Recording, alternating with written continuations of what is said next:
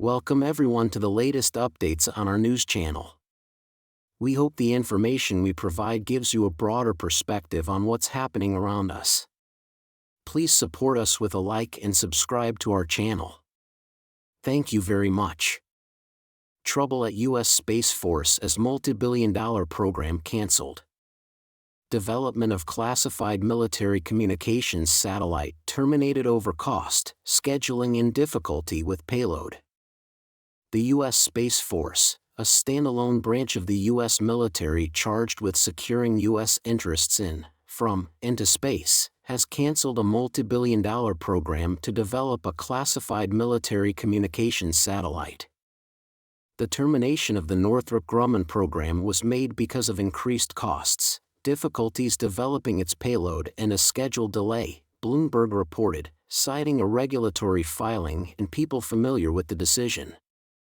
Last month, Northrop's CFO, David Keffer, appeared to refer to the project's cancellation in an earnings call when he mentioned a decrease in space unit sales partly reflects declines in a restricted program due to shifts in government priority.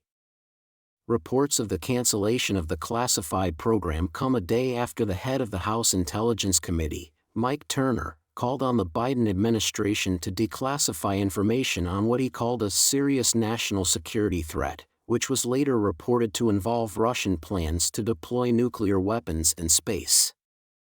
ABC News and the New York Times cited unnamed sources as saying that the security threat Turner was referring to involved Russia's potential deployment of a nuclear anti-satellite weapon in space.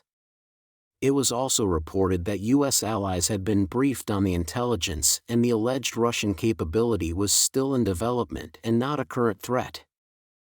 Russia has been conducting several experiments with maneuvering satellites that might be designed to sabotage other satellites, Hans Christensen, director of the Nuclear Information Project at the Federation of American Scientists, said. Christensen warned that the placement of nuclear weapons in space would violate the 1967 Outer Space Treaty and that any Russian threat to put nuclear weapons in space could be designed to add to pressure on the U.S. and its allies to end their military support for Ukraine. Still, the announcements point to increasing focus by countries' military forces on jamming space communications and develop space-based targeting. David Burbach, a professor of national security affairs at the U.S. Naval War College, has described the Russia-Ukraine war as perhaps the first two-sided space war and a potential harbinger of the future.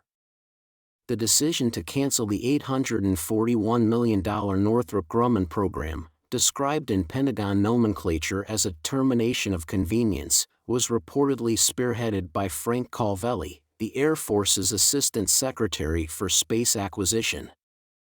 Earlier this month, Secretary of the Air Force, Frank Kendall, unveiled a 24-point plan to reshape the Air Force and the Space Force to ensure continued supremacy in those domains and while also better posturing the services to deter and, if necessary, prevail in an era of great power competition. Investments in space capabilities have increased the effectiveness of operations in every other domain, Space Force administrators announced. The U.S. military is faster, better connected, more informed, more precise and more lethal because of its ability to harness space effectively. Among the reoptimization aims, it said, was to implement Space Force readiness standards that reflect operations under contested conditions rather than those of a benign environment. Russia prepares for a war with NATO. Russia is preparing for a war with NATO, North Atlantic Treaty Organization, and the West. The preparations are for a long-term confrontation. A growing number of Western rulers have also warned of a military threat from Russia to countries along the eastern flank of NATO, calling for Europe to get prepared by rearming. The chief of the intelligence service said the assessment was based on Russian plans to double the number of forces stationed along its border with NATO members Finland and the Baltic states of Estonia, Lithuania, and Latvia. Russia has chosen a path which is a long-term confrontation, and the Kremlin is probably anticipating a possible conflict with NATO within the next decade or so, Kaupo Rosin told reporters at the release of Estonia's National Security Threats Report. Rosin claimed that a military attack by Russia is highly unlikely in the short term, partly because Russia has to keep troops in Ukraine, and that would be unlikely if the Russian buildup of forces was matched in Europe. If we are not prepared, the likelihood of a military Russian attack would be much higher than without any preparation, Rosin added. Estonia and the other Baltic states have increased their military spending to over 2% of the value of their economies after Russia annexed Crimea in 2014, and NATO allies have raised their presence in those countries. Germany plans to have 4,800 combat-ready troops in the region by 2027, in its first permanent foreign deployment since World War II. And Rosin said NATO and its allies were moving in the right direction to counter the Russian threat. The New York Post. Russia has repeatedly warned that it will go to war with NATO if the West's weapons defeat Russia, or lethal aid is sent to Ukraine. One could argue that the West has crossed that line, but Russia has yet to follow through with an attack on NATO.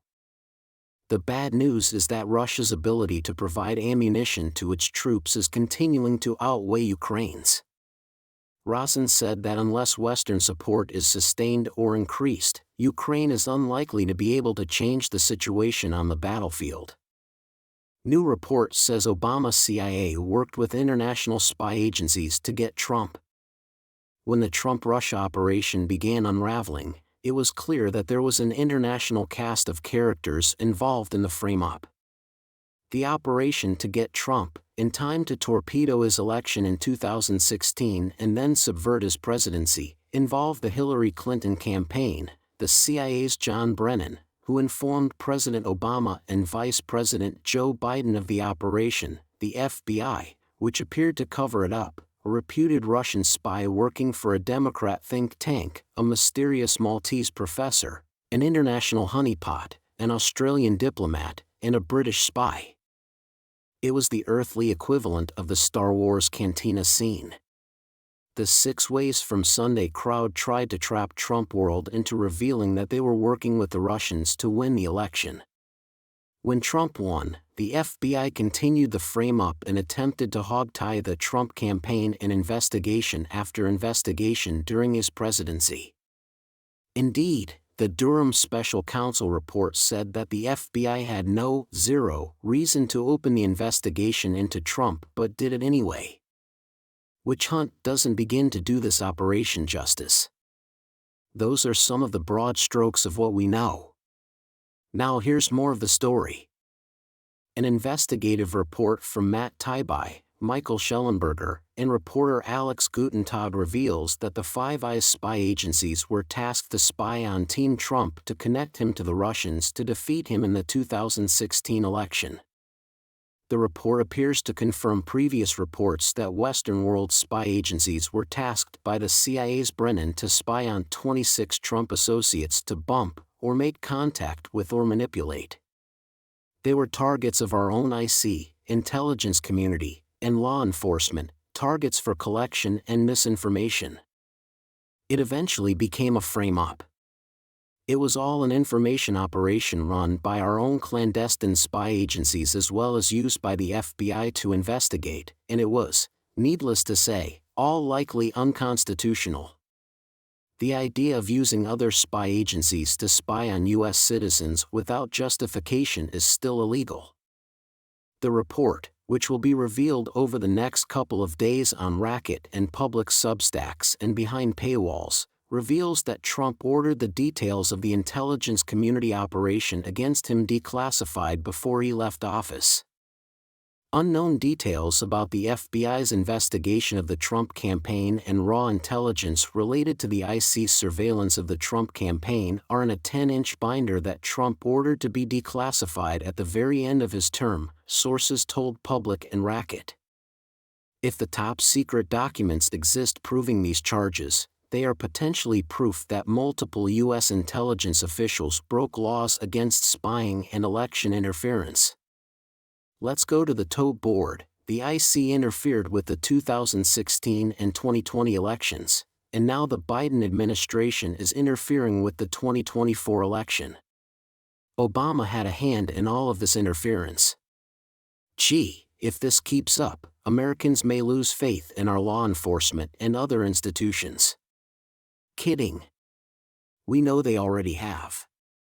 And with good reason. Air Force and Space Force unveil major overhaul to prepare for war with China. The U.S. Air Force and Space Force announced a plan for a major overhaul of force structures to prepare for a future war with China in the Asia-Pacific. The plan was announced on Monday by Air Force Secretary Frank Kendall and other officials and includes a total of 24 changes, including 16 for the Air Force, 5 for the Space Force, and 3 for the entire Department of the Air Force. We are out of time, Kendall said at the Air and Space Forces Association's Warfare Symposium, which was held in Colorado. Why do I say that? It's not that I enjoy sounding like a broken record. It's because, for at least 2 decades, China has been building a military that is designed, purpose-built, to deter and defeat the United States if we intervene in the Western Pacific. According to military.com, the majority of the changes are vague renaming and rebranding efforts aimed at focusing on so-called great power competition. But some changes are significant, including bringing back warrant officers, which haven't existed in the Air Force for 65 years. The purpose of the warrant officers would be for them to focus on information and technology warfare. Air Force Chief of Staff General David Alvin said the idea of bringing back the rank is to have airmen who want to code for their country and be network attack people.